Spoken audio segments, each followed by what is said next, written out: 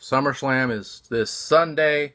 We have a few matches to go over, so let's get to it. First off, the Cruiserweight Championship as Drew Gulak defends against Oney Lorcan. Lorcan, of course, being on 205 Live for the past few weeks, but probably have been seen him more on NXT or NXT UK, teaming with Danny Burch as the 1-2 connection. It's an interesting match, an interesting clash of styles, submission versus this hard-hitting style that Oney has. I mean, Oney can be as technical as anybody else, but I think he's just more brute force than anything. I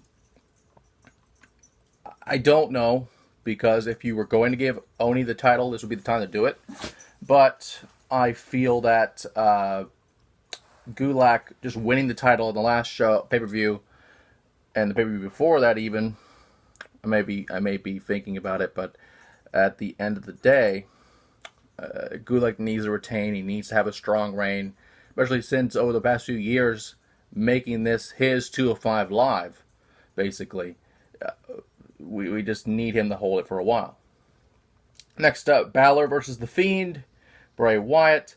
I would rather see a Demon versus Fiend match, but that's just my opinion.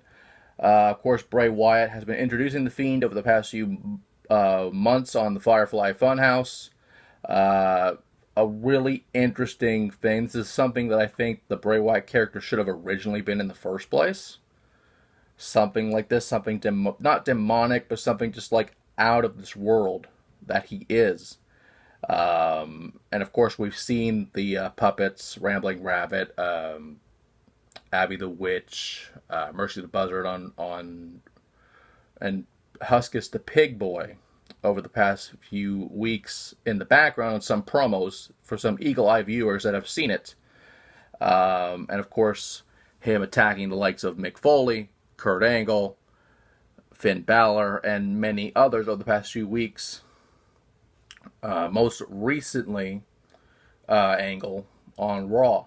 But the Fiend needs to win this because it makes sense. It's just like his ironically debuting at SummerSlam a few years ago in what was a Ring of Fire match against Kane.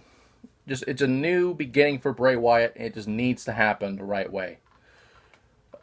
Next up, Goldberg versus Dolph Ziggler. We thought this was going to be Miz and Ziggler, but even Shawn Michaels versus Ziggler would have been a great match. This has been rumored. It's going to happen. Ziggler signed a contract, not reading it. Of course, it's not going to be against Miz, against HBK. It's going to be against Goldberg. I really don't know, because this could be Goldberg's last ever match. But again, he had the Saudi show, so we never know. But I don't know, because Ziggler will probably not win this match at all. But he desperately needs a win like this over a name like this, over a star like this. I wouldn't even say an icon, but a recognizable household name for sure like Goldberg. Ziggler needs this. He needs to win. He's not going to win, but he needs it. I will pick Ziggler just because I want to see it happen, but it's more than likely going to be Goldberg. It's more of a lock. If anything, it will be Goldberg, but you never know. And finally, the Women's Championship in a submission match in Canada, as the man Becky Lynch defends against Natalya. Of course, submissive matches have been in wrestling since the beginning of time, so it's very simple. You tap out, you lose. There's no disqualifications, no countouts. I don't even know if there'd be a rope break, but WWE sometimes that might be a possibility. No pinfalls, obviously. You must win by submission. It's the name of the game here. And I feel like if Natalya were to win, we would have a reverse screw job where Natty wins in the weird way, because we are in Toronto. It's not Montreal. It's not going to be a Montreal level screw job, but we are in Canada, so that is a possibility. I will pick the man to retain with the same screw job circumstances.